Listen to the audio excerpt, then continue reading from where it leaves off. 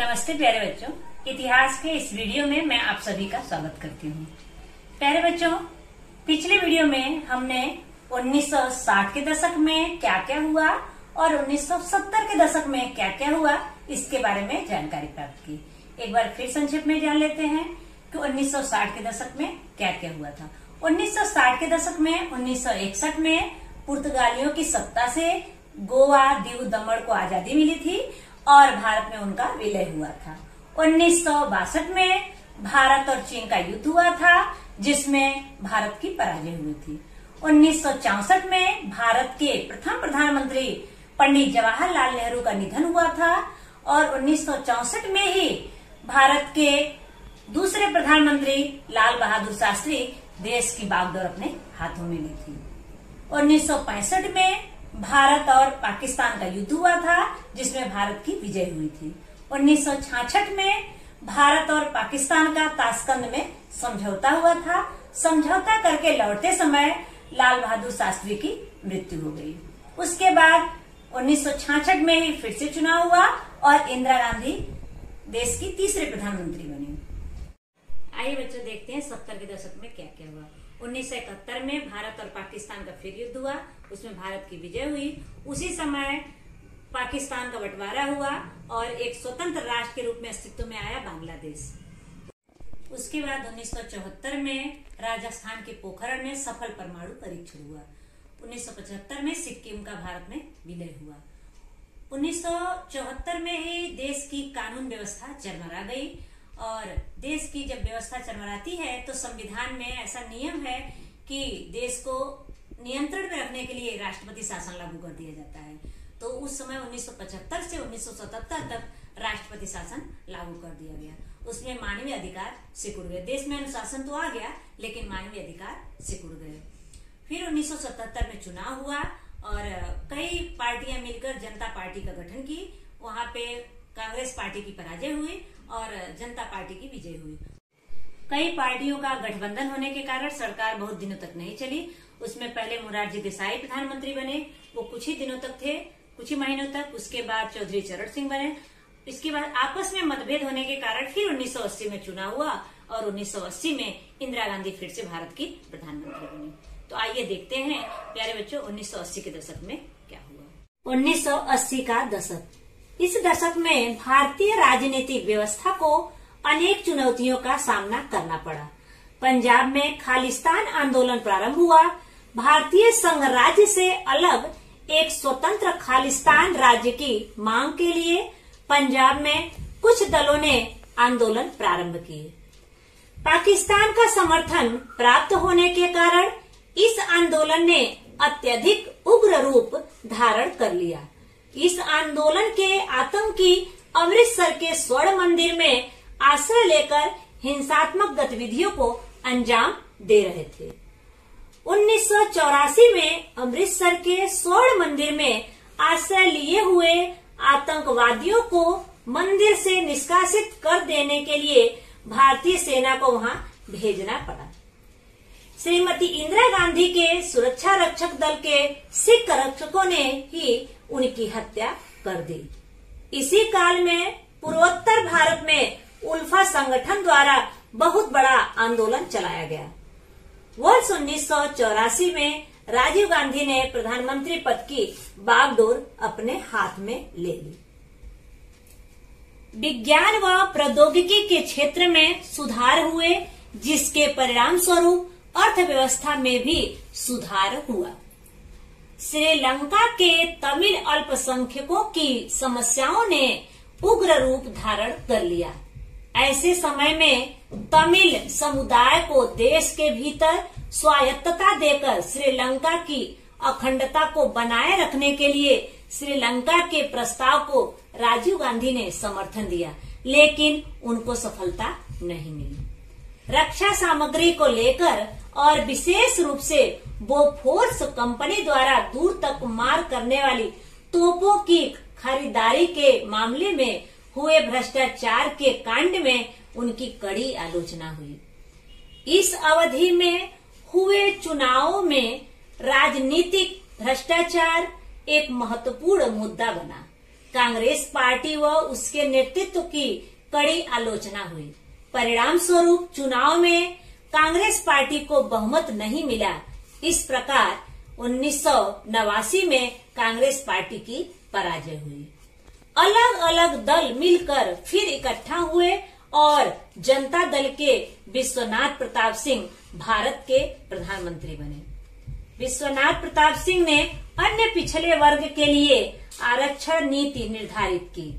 यह उनका सबसे महत्वपूर्ण योगदान माना जाता है।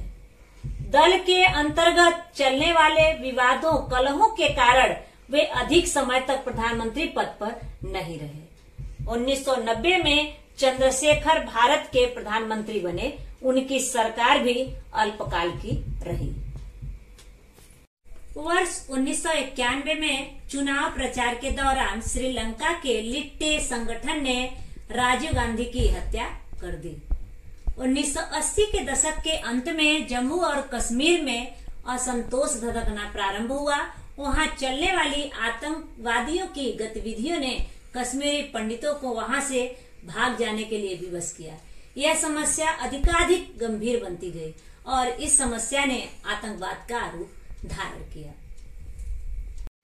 प्यारे बच्चों, जिस प्रकार हम देखें कि 1960 के दशक में बहुत सारी चुनौतियां थी, वैसे ही 1980 के दशक में हम देखें कि राजनीतिक व्यवस्था को बहुत सारी चुनौतियों का सामना करना पड़ा। बहुत सारे आंदोलन हुए, बहुत सारी समस्याएं आई इस बीच में। तो आइए देखते हैं इसमें। प्यारे बच्चों, पंजाब में खालिस्तान आंदोलन हुआ और भारतीय संघ राज्य से एक अलग राज्य की मांग वो लोग कर रहे थे। जो पंजाब में संगठन था, ये छोटे छोटे संगठन थे, ये लोग बहुत बड़ा आंदोलन करना शुरू कर दिए। प्यारे बच्चों, ये खालिस्तान आंदोलन तो वो खुद ही एक भयंकर आंदोलन था और उसको उसी समय पाकिस्तान का समर्थन प्राप्त हो गया। पाकिस्तान का समर्थन प्राप्त होने के कारण वो और अधिक उग्र रूप धारण कर लिया और वो हिंसात्मक गतिविधियों को अंजाम दे रहा था। कहाँ पे? स्वर्ण मंदिर में आश्रय लेकर। स्वर्ण मंदिर में कई दल, खालिस्तान आंदोलन के कई दल वहां पे इकट्ठा आश्रय लिए और वहां पर आश्रय लेकर के हिंसात्मक गतिविधियों को अंजाम दे रहे थे। मतलब बहुत सारी हिंसा वहां पे कर रहे थे, काटना, मारना, ये करना, किसी तरह से, ताकि सरकार मान जाए और एक उनको स्वतंत्र खालिस्तान मिल जाए। प्यारे बच्चों, यह आंदोलन इतना उग्र रूप धारण कर लिया था कि इतना हिंसात्मक गतिविधियों को अंजाम दे रहा था कि ये देख करके उस समय की सरकार को ये लगा कि किस तरह से इसको नियंत्रण में किया जाए। तो वो जो लोग स्वर्ण मंदिर में थे उनको निष्कासित करने के लिए भारतीय सेना को इंदिरा गांधी ने आदेश दिया कि भारतीय सेना वहां पे जाए और ऑपरेशन करके उनको वहां से निकाले। प्यारे बच्चों, भारतीय सेना ने उन पर आक्रमण कर दिया। उन आतंकवादियों पर बहुत सारे आतंकवादी उसमें मारे गए और कुछ सैनिक भी मारे गए। अब एक मंदिर में ऐसा खून खराबा ये किसी के लिए भी ठीक नहीं है और वो तो उनका एक सबसे पवित्र स्थल है। वो वहां पे बहुत सारी पवित्र किताबें जल गई, पैरों से कुचली गई। ऐसी चीजों को देखकर जो सिख लोग थे वो बहुत ही आहत हुए, बहुत ही दुखी हुए और कुछ आक्रोश में भी आए। इंदिरा गांधी के सुरक्षा रक्षक दल के सिख रक्षकों में कौन कौन था? 2 लोग थे, बेवंत और सतवंत। ये दोनों ने इंदिरा गांधी को 31 गोली मारी और इंदिरा गांधी की हत्या कर दी। इंदिरा गांधी को पहले ही सूचित कर दिया गया था कि ये जो सिख रक्षक हैं ये आपके लिए घातक हैं, लेकिन इंदिरा गांधी ने धर्मनिरपेक्षता को देखते हुए उनको वहां से, अपने सुरक्षा रक्षक दल में से उनको निकाला नहीं। इस प्रकार 1984 में इंदिरा गांधी की हत्या हो गई। प्यारे बच्चों, देश तो स्वतंत्र हो गया लेकिन बहुत सारी चुनौतियों का सामना यहाँ करना पड़ रहा है राजनीतिक व्यवस्था को। अब यहाँ पर तो एक आंदोलन शुरू ही है। एक उल्फा संगठन था। कहाँ पे? पूर्वोत्तर भारत में। पूर्वोत्तर भारत में कौन कौन आएगा? सिख, अरुणाचल प्रदेश, मिजोरम, त्रिपुरा, नागालैंड, ये 8 थे, 8 प्रदेश। वहां पर भी वो लोग भी, उल्फा संगठन वहां का सबसे बड़ा संगठन था, वो भी भारत के साथ रहने के लिए तैयार नहीं। वो भी अपना एक अलग राष्ट्र के रूप में मांग कर रहा था। मतलब वहां भी आंदोलन चल रहा था, बहुत सारे आंदोलन चल रहे थे जिसमें उल्फा संगठन जो है अग्रणी था। 1984 में इंदिरा गांधी की मृत्यु हुई। इंदिरा गांधी उससे पहले ही राजीव गांधी को राजनीति में लाना चाहती थी, लाई भी, लेकिन राजीव गांधी को राजनीति में आना पसंद नहीं था, लेकिन उसके बाद भी वो आए। जब 1984 में इंदिरा गांधी की मृत्यु हो गई तो राजीव गांधी प्रधानमंत्री पद पे आसीन हुए और भारत की बागडोर अपने हाथों में ले ली। प्यारे बच्चों, राजीव गांधी एक युवा नेता थे और जानते थे कि युवा ही देश के भविष्य हैं। वहां ग्रामीण क्षेत्रों में उन्होंने नवोदय विद्यालय की शुरुआत की। उन्होंने 21 वर्ष जो मतदान की उम्र थी उसको कम करके 18 वर्ष कर दी। बहुत सारे विज्ञान और प्रौद्योगिकी में उन्होंने सुधार लाने का प्रयास किया। इसलिए भारत की अर्थव्यवस्था में भी बहुत सारा सुधार हुआ। प्यारे बच्चों, श्रीलंका में दो लोग थे, तमिल और श्रीलंका। श्रीलंका के लोग सिंघाला बोली बोलते थे और तमिल के लोग तमिल बोलते थे।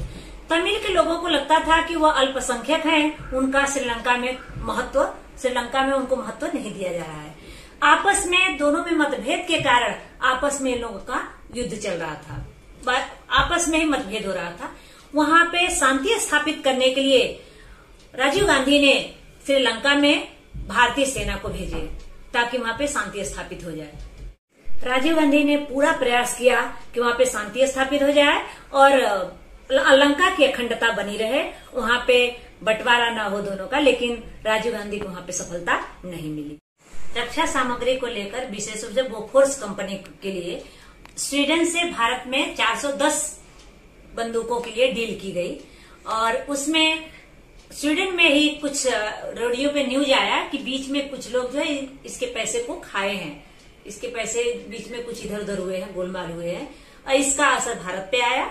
इसके छींटे उस समय प्रधानमंत्री राजीव गांधी थे, उनपे पड़ा और राजीव गांधी पे वो आरोप आया, भ्रष्टाचार का आरोप लगा राजीव गांधी पे। उनकी कड़ी निंदा हुई कांग्रेस पार्टी की और इसीलिए उस समय के इलेक्शन भी वो हार गए। इस अवधि में हुए चुनाव में राजनीतिक भ्रष्टाचार एक महत्वपूर्ण मुद्दा बना। कांग्रेस पार्टी व उसके नेतृत्व की कड़ी आलोचना हुई। परिणाम स्वरूप चुनाव में कांग्रेस पार्टी को बहुमत नहीं मिला। इस प्रकार 1989 में कांग्रेस पार्टी की पराजय हुई। प्यारे बच्चों, इसी दौरान हुए चुनाव में राजनीतिक भ्रष्टाचार एक महत्वपूर्ण मुद्दा बना क्योंकि ये बहुत बड़ा आरोप उनपे लगाया गया था और कांग्रेस पार्टी व उसके नेतृत्व की कड़ी आलोचना की गई। परिणाम स्वरूप चुनाव में कांग्रेस पार्टी को बहुमत नहीं मिला और इसीलिए 1989 में कांग्रेस पार्टी की फिर से पराजय हो गई। और उस समय अलग अलग दल मिलकर जो इकट्ठा हुए थे, जनता दल के रूप में उनकी विजय हुई और उसमें से फिर विश्वनाथ प्रताप सिंह भारत के प्रधानमंत्री बने। विश्वनाथ प्रताप सिंह ने अन्य पिछड़े वर्ग के लिए आरक्षण नीति निर्धारित की। यह उनका सबसे महत्वपूर्ण योगदान माना जाता है। प्यारे बच्चों, एसटी और एससी के लिए पहले आरक्षण था लेकिन ओबीसी या और अन्य वर्गों के लिए कोई आरक्षण नहीं था। लेकिन विश्वनाथ प्रताप सिंह जब प्रधानमंत्री बने तो इन्होंने ओबीसी के लिए 27% और ऐसे अन्य वर्गों के लिए भी आरक्षण दिया, आरक्षण निर्धारित किया। यह इनका सबसे महत्वपूर्ण योगदान माना जाता है। दल के अंतर्गत चलने वाले विवादों कलहों के कारण वे अधिक समय तक प्रधानमंत्री पद पर नहीं रह सके। हम लोग पहले भी देख चुके हैं 1977 में भी कि कई दल इकट्ठा हुए लेकिन आपसी मतभेदों के कारण ये बहुत दिनों तक नहीं चले। इसी प्रकार यहाँ भी आपसी मतभेदों के कारण, विवादों और कलहों के कारण विश्वनाथ प्रताप सिंह बहुत दिनों तक नहीं रहे। उसके बाद 1990 में चंद्रशेखर भारत के प्रधानमंत्री बने। उनकी सरकार भी अल्पकाल की रही। वर्ष 1991 में चुनाव प्रचार के दौरान लंका के लिट्टे संगठन ने राजीव गांधी की हत्या कर दी। 1980 के दशक के अंत में जम्मू और कश्मीर में असंतोष की आग धधकना प्रारंभ हो गया। वहां के जो मूल निवासी थे कश्मीरी पंडित, उसमें आतंकवादियों ने अत्याचार करना शुरू किया। उनकी बहन बेटियों के साथ बहुत बुरी तरह का व्यवहार किया, उनके साथ बहुत बुरी तरह का व्यवहार किया और उनको वहां से निष्कासित किया, वहां से उनको मारा पीटा, वहां से उनको भगा दिए और उनके घरों पे जबरदस्ती कब्जा कर लिए। इस प्रकार आतंकवाद ने एक बड़ा रूप धारण कर लिया। प्यारे बच्चों, हमने देखा कि 1980 के दशक में क्या हुआ। तो 1980 के दशक में हमने देखा कि पंजाब में किस तरह से स्वतंत्र खालिस्तान की मांग के लिए आंदोलन हो रहा था। कई संगठन उसमें बन गए थे, कई संगठन इकट्ठा हुए और वो लोग जाकर स्वर्ण मंदिर में आश्रय लिए और वहां पे जाकर हिंसात्मक गतिविधियों को अंजाम दे रहे थे। इसको नियंत्रण करने के लिए इंदिरा गांधी ने भारतीय सेना को वहां पे भेजा और वहां पे भारतीय सेना ने गोलीबारी की। कई आतंकवादी ढेर हुए वहां पे, कुछ सैनिक भी मारे गए। इससे आहत होकर के वहां के उनके सुरक्षा अंगरक्षक दल के जो रक्षक थे उन्होंने बेवंत और सतवंत उन्होंने इंदिरा गांधी की हत्या कर दी। 1984 में इंदिरा गांधी की हत्या हो गई। उसके बाद राजीव गांधी देश के प्रधानमंत्री बने, देश के बागडोर अपने हाथों में ले ली। राजीव गांधी जब आए तो उन्होंने पहले चुनाव का 21 साल था उसको 18 साल कर दिए। उसके बाद किस तरह से नवोदय विद्यालय ग्रामीण क्षेत्रों में उन्होंने शुरुआत करवाई, मतलब बहुत सारे ऐसे विज्ञान और प्रौद्योगिकी के क्षेत्र में बहुत सारे काम किए।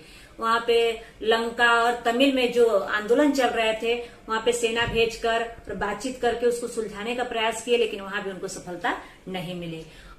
राजीव गांधी पे भ्रष्टाचार का आरोप लगा।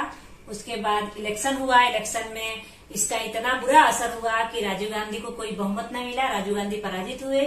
फिर अलग अलग पार्टियों को मिलकर जो एक पार्टी बनी थी उसमें से विश्वनाथ प्रताप सिंह देश के प्रधानमंत्री बने, लेकिन आपसी मत कई पार्टियां एक साथ हुई मिली थी, इसलिए आपसी मतभेद के कारण वो बहुत दिनों तक नहीं चले।